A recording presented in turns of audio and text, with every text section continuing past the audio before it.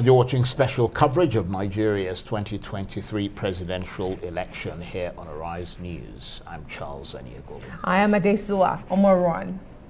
Now, as Nigerians try to come to terms with the numerous challenges in Saturday's elections, including the issues associated with the bimodal voter accreditation system, or BVAS, Arise News can confirm that the Nigerian police has arrested members of a syndicate suspected to be involved in the manipulation of the BVAS. This follows a sting operation in an area suspected to be the operational center of the syndicate on Ganges Street in the rather posh Maitama district here in Abuja. The Nigerian police is currently investigating the illegal possession and suspected manipulation of the BVAS. One of those being interrogated is the vice president of a company known as Emperor Technology. The arrested suspects are now said to be helping the police with their investigations.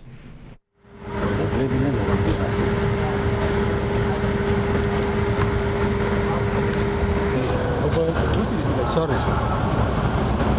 Hola.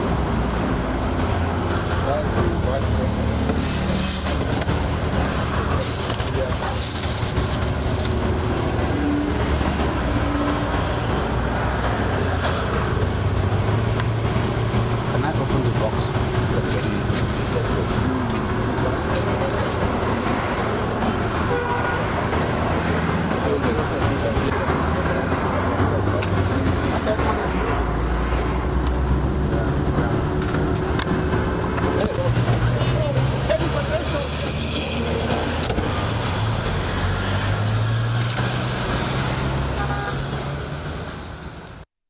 This is astonishing. Kudos to the police, but we need to know more. Clearly labeled INEC.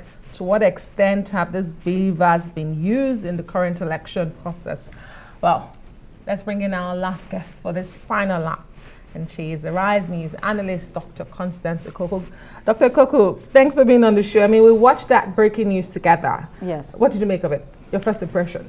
Well, I guess people that have been alleging that there are manipulations ongoing or have gone on during the elections sort of have something to validate their accusations, although there has to be an investigation, as the police said there, to find out what really went on.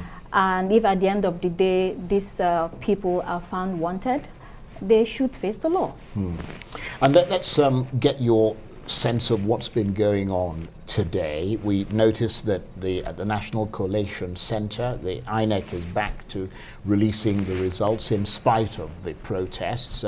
We've also seen the PDP, the Labour Party and the ADC on the one hand, a rather extraordinary news conference that they held jointly, and then we saw a rebuttal from the APC, who also held their own press conference. What do you make of all of that? Do you think things are heating up, or are they going to die down fairly soon?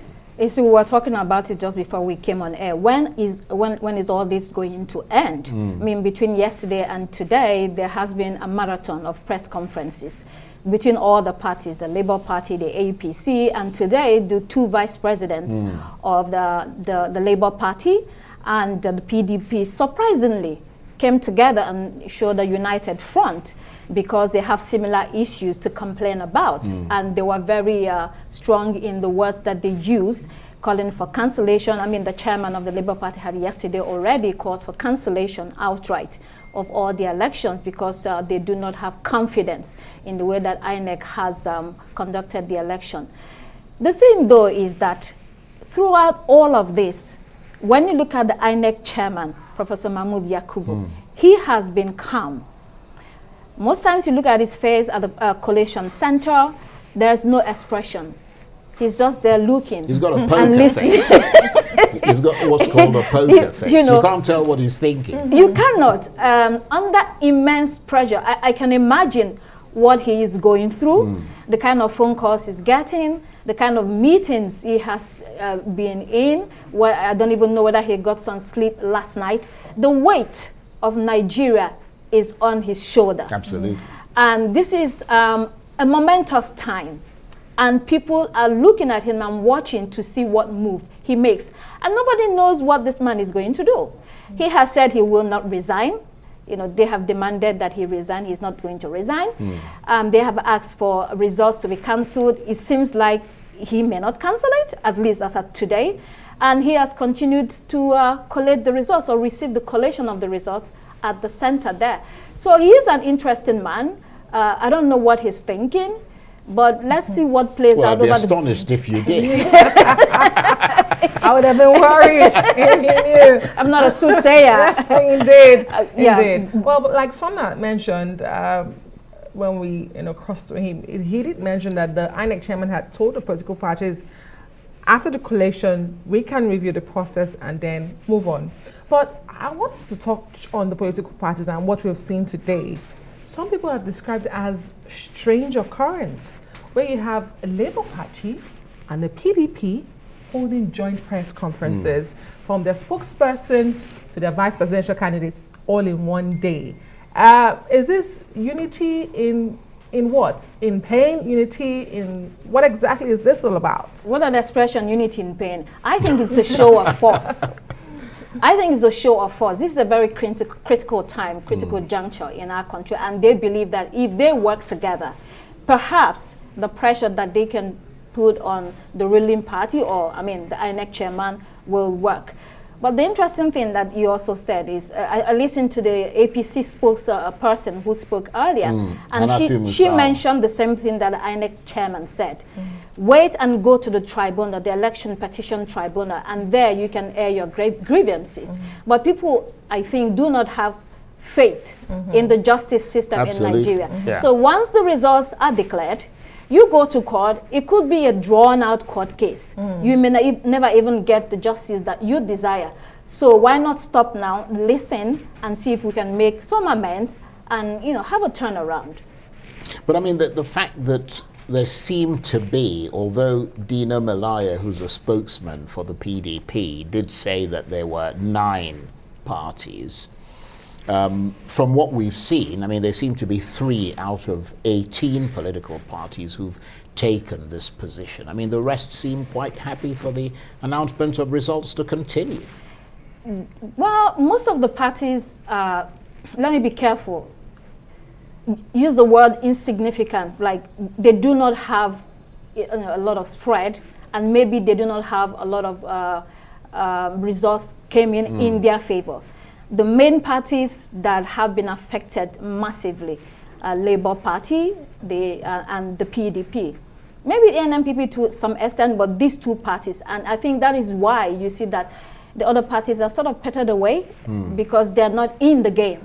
Even leading into the elections, we had 4 main contenders and 4 leading candidates and 4 leading parties. And this is what you see at this time, where they're talking about the discrepancies in results, and they're disputing all the results. Is because of the numbers that they are getting in different states. I mean, Labour Party has won some states, the PDP has won some states, the APC, as it seems, is leading in the states that they have won. So it's between the 3 of them.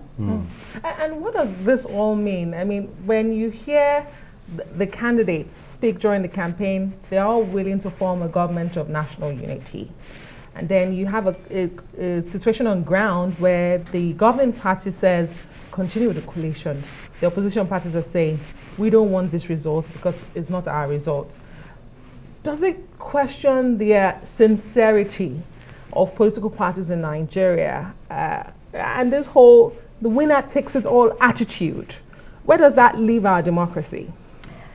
This is it's a complicated question, but a very important one, because in the past it seemed that, yes, the winner always took it all. It was a zero-sum game, which hasn't played out well for the country, because a lot of people feel left out, especially because the government is so centralized, and which is why people have been calling for a decentralization of our government, so that people feel like they have some power at their state levels or their regional levels to do what they need to do in order to bring development closer to them.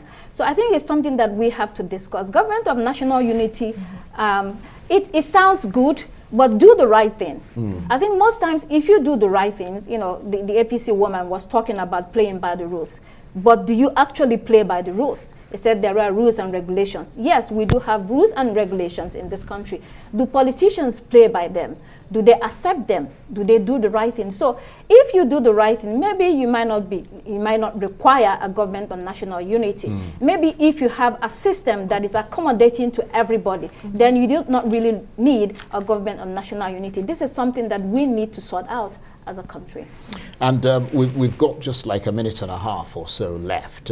Going beyond the disputed presidential ballot, Adesua reminded me yesterday that it's not just the presidential ballot. Yes. There's also a National Assembly election. I mean, what's the picture that's emerging from that in your assessment? Because it looks like the Labour Party is slowly stamping its imprimatur on this country, having come from nothing previously. You know, what I'm hearing in the streets is a lot of shock that the Labour Party came this far.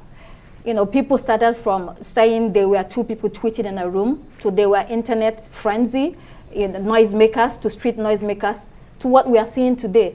They've actually done well, even if they don't win the presidential election.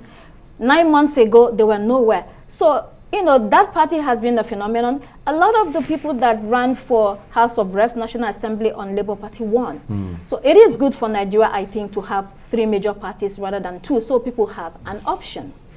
Very well said. Major upsets we've seen in this election. Hopefully we get time to discuss them, you know, state by state. Actually, we have 2 more minutes. Okay, let's ride on. 2 minutes ago said 2 minutes left. And there's always 2 more minutes. So when you look at the major upsets, I mean, we have, at the last count that I checked, we have like 6 governors who are contesting to go to the Senate, but they lost out.